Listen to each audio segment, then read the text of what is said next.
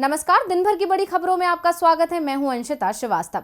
इस बुलेटिन में आज बात होगी तालिबान को मिले अमेरिकी खजाने की, जलियांवाला बाग पर घिरी मोदी सरकार की, केंद्र सरकार को लेकर कांग्रेस की बड़ी रणनीति की। जानेंगे असम कांग्रेस ने क्यों तोड़ा गठबंधन, यूपी की सत्ता पर काबिज होने के लिए क्या है सपा का प्लान। बात करेंगे बंगाल में क्यों बीजेपी छोड़ रहे हैं विधायक, और बुलेटिन के आखिर में बात कल से हो रहे बड़े बदलावों की। लेकिन तमाम बड़ी खबरों से पहले एक नजर सुर्खियों पर। सपा से गठबंधन की खबरों पर आपने लगाया ब्रेक। यूपी में अकेले विधानसभा चुनाव लड़ेगी आम आदमी पार्टी। आपके उत्तर प्रदेश प्रभारी और राज्यसभा सदस्य संजय सिंह ने 403 विधानसभा सीटों पर कैंडिडेट उतारने का किया ऐलान। पंजाब कांग्रेस की नहीं थम रही कलह। राज्य के सीएम कैप्टन अमरिंदर सिंह और प्रदेश कांग्रेस अध्यक्ष नवजोत सिंह सिद्धू में नहीं दिख रहे सुलह के आसार। सिद्धू ने फिर अपनी ही सरकार पर साधा निशाना। बीसीसीआई ने किया आईपीएल की नई टीमों का टेंडर जारी। 15वें सीजन में खेलेगी 10 टीमें, 2 नई टीमें होंगी शामिल। टेंडर के माध्यम से क्रिकेट बोली आमंत्रित की। नई टीमों की नीलामी से बीसीसीआई को होगी 5000 करोड़ की आय। शेयर बाजार में आई तेजी। 663 अंकों की तेजी के साथ 57,552 पर पहुंचा सेंसेक्स। निफ्टी में आई 201 अंकों की तेजी। 17,132 पर पहुंचा निफ्टी।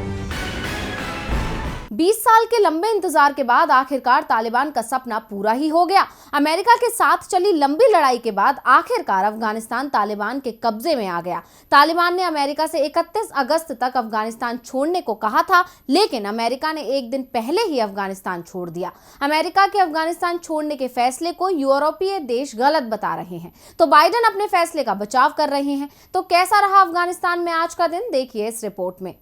अफगानिस्तान में अमेरिका की लगभग 20 साल की मौजूदगी समाप्त हो गई।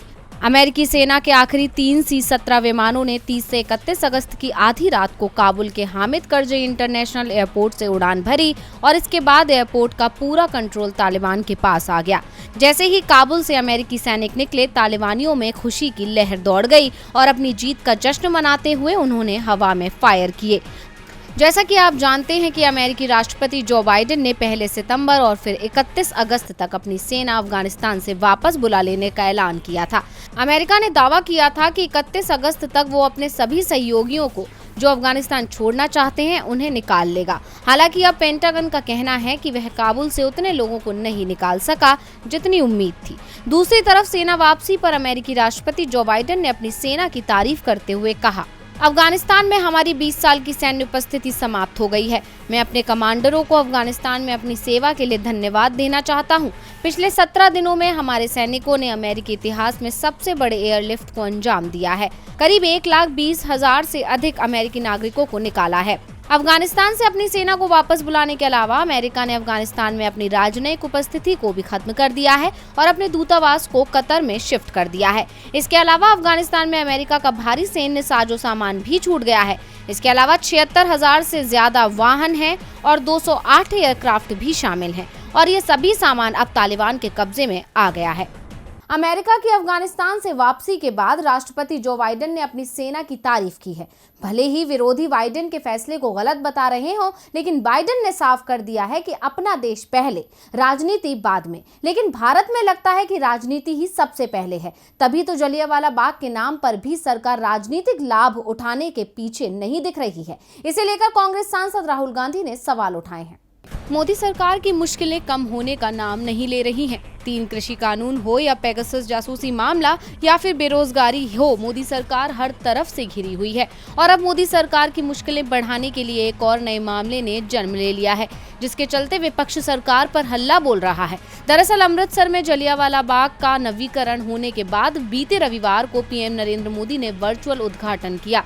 उसके बाद से मोदी सरकार एक बार फिर घिर गई है। नवीकरण को लेकर सरकार के खिलाफ सोशल मीडिया पर लोगों का गुस्सा और आलोचना देखने को मिल रही है। ज्यादातर आलोचनाएं उन गलियारों को लेकर हो रही हैं जिन्हें बदल दिया गया है। कहा जाता है कि जिन गलियारों को बदला गया है वहां पर ही जनरल डायर ने बैसाखी पर शांतिपूर्वक ढंग से प्रदर्शन कर रहे लोगों पर गोलियां चलाने के निर्देश दिए थे, जिसके चलते हजारों लोगों की जान चली गई थी। इस पूरे मामले को लेकर कांग्रेस सांसद राहुल गांधी ने मोदी सरकार पर जमकर निशाना साधा और ट्वीट करते हुए इसे शहीदों का अपमान करार दिया। राहुल ने लिखा, जलियांवाला बाग के शहीदों का ऐसा अपमान वही कर सकता है जो शहादत का मतलब नहीं जानता। मैं एक शहीद का बेटा हूँ, शहीदों का अपमान किसी कीमत पर सहन नहीं करूंगा। हम इस अभद्र क्रूरता के खिलाफ हैं। इस ट्वीट में राहुल गांधी ने खुद को शहीद का बेटा बताते हुए मोदी सरकार पर निशाना साधा है। उनका साफ कहना है कि मोदी सरकार शहादत का मतलब ही नहीं जानती है। सरकार ने शहीदों का अपमान किया है। आपको बता दें कि सोशल मीडिया पर कई लोगों ने सरकार पर नवीकरण के नाम पर इतिहास को नष्ट करने का आरोप लगाया है और साथ ही ये भी कहा है कि राजनेताओं को शहीदों की शहादत से कोई फर्क नहीं पड़ता और शायद ही उन्हें कभी इतिहास की अनुभूति होती हो। इसी कड़ी में इतिहासकार एस इरफान हबीब ने भी सरकार पर इतिहास से छेड़छाड़ के आरोप लगाए और कहा कि इतिहास से छेड़छाड़ किए बगैर विरासतों की देखभाल करें। नवीकरण के नाम विरासतों का असली महत्व खत्म किया जा रहा है। इतिहासकार के अलावा सीपीएम के नेता सीताराम येचुरी ने भी ट्वीट करते हुए मोदी सरकार पर निशाना साधा और लिखा कि केवल वे जो स्वतंत्रता संग्राम से दूर रहे वे ही इसी प्रकार का कांड कर सकते हैं। जलियांवाला बाग नवीकरण के नाम पर इस ऐतिहासिक स्थल में तो बदलाव हुआ ही है, अब सरकार इसका राजनीतिक लाभ उठाने की कोशिश भी कर रही है। विपक्ष के साथ सोशल मीडिया पर भी इसे लेकर सरकार को घेरा जा रहा है। पेगासस महंगाई के मुद्दे पर भी मोदी सरकार विपक्ष और लोगों के निशाने पर है। राष्ट्रीय मौद्रीकरण योजना भी सवालों के घेरे में है और इसे लेकर अब विपक्ष ने सरकार के खिलाफ बड़ा प्लान बनाया है। अभी कुछ दिनों पहले वित्त मंत्री निर्मला सीतारमण ने 6 लाख करोड़ की राष्ट्रीय मौद्रीकरण योजना की घोषणा की थी, जिसके बाद से मोदी सरकार विपक्ष के निशाने पर आ गई है। राहुल गांधी ने इस योजना को देश की 70 सालों की पूंजी बेचने का अभियान करार दे डाला है और अब कांग्रेस के बड़े नेता सभी राजधानियों में प्रेस कॉन्फ्रेंस कर मोदी सरकार को घेरेंगे। इसके बाद कांग्रेस देशव्यापी विरोध प्रदर्शन भी कर सकती है। सिर्फ प्रेस कॉन्फ्रेंस ही नहीं, कांग्रेस ने #IndiaOnSale के नाम से सोशल मीडिया पर कैंपेन भी चलाया है।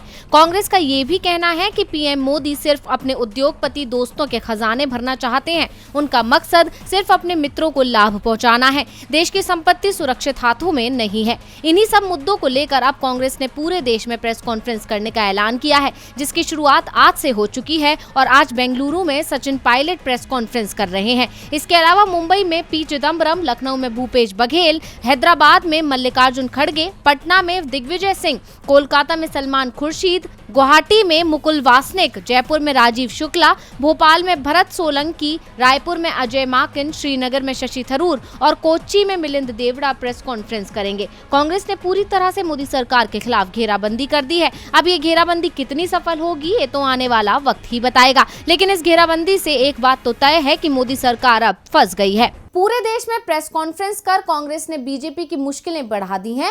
कांग्रेस का कहना है कि मोदी सरकार के सभी गलत फैसलों का वो पूरी ताकत के साथ विरोध करेगी। जो पार्टियां मोदी सरकार के फैसले के साथ हैं, कांग्रेस उनसे भी दूरी बनाएगी और इसी कारण से कांग्रेस ने बीजेपी सरकार की तारीफ करने वाले अपने एक सहयोगी से भी दूरी बनाने का ऐलान कर दिया है।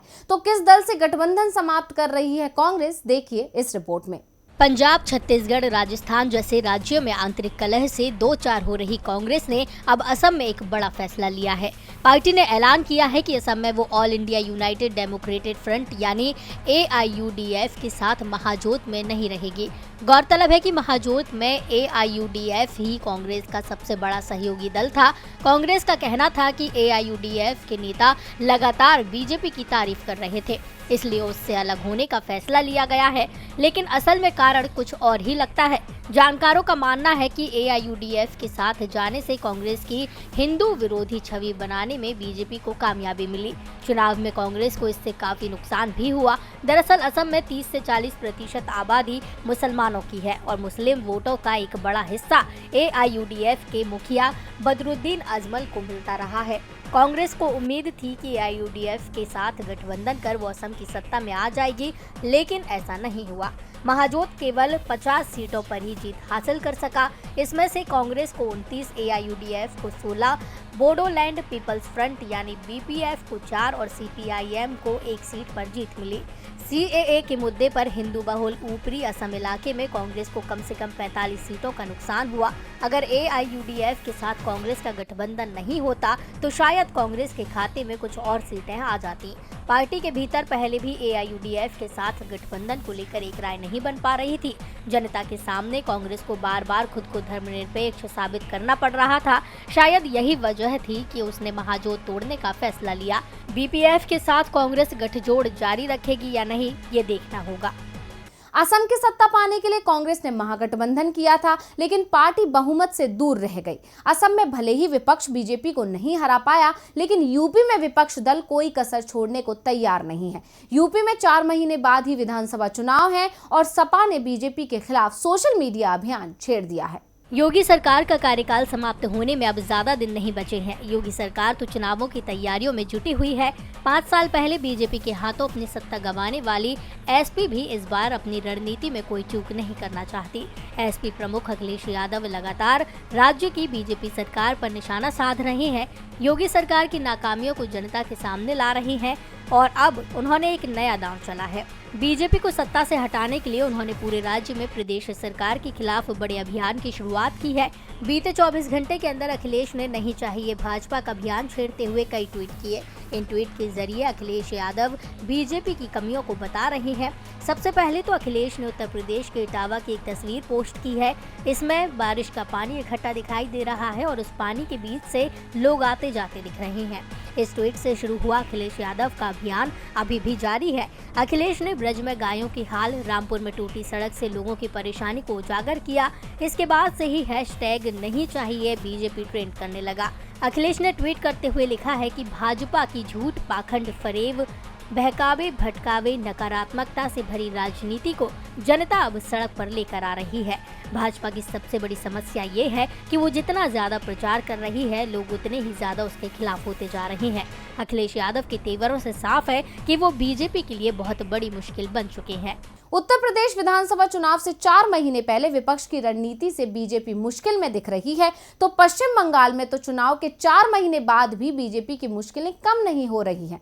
पश्चिम बंगाल विधानसभा चुनावों को जीतने के बाद से टीएमसी राज्य में खुद को और ज्यादा मजबूत करने में जुटी हुई है और एक के बाद एक कई विधायक अब बीजेपी का साथ छोड़ टीएमसी में वापसी कर रहे हैं। पश्चिम बंगाल विधानसभा चुनाव जीतने के बाद से टीएमसी राज्य में खुद को और ज्यादा मजबूत करने में जुटी हुई है।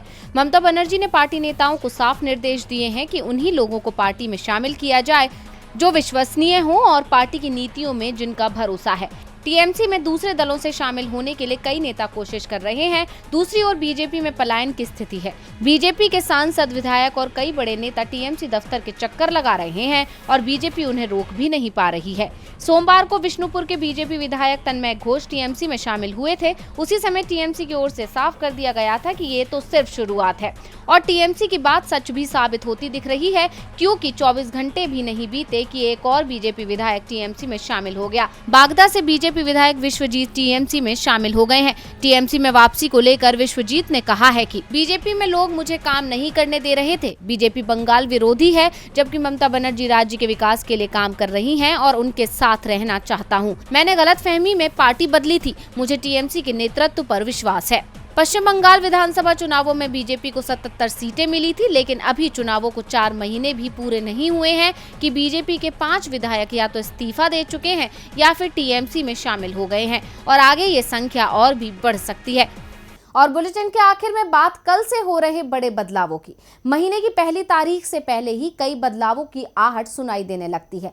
कल से सितंबर शुरू हो रहा है और इस महीने की शुरुआत में ही हमें कई बदलाव देखने को मिलने वाले हैं, जिनके बारे में आपको जानना बेहद जरूरी है, नहीं तो आप बड़ी मुश्किल में फंस सकते हैं। 1 सितंबर से LPG gas, bank, OTT platform, GST जैसे क्षेत्रों में कई बड़े बदलाव हो रहे हैं। तो क्या क्या बड़े बदलाव सितंबर में होने जा रहे हैं, जानने के लिए देखिए ये खास रिपोर्ट।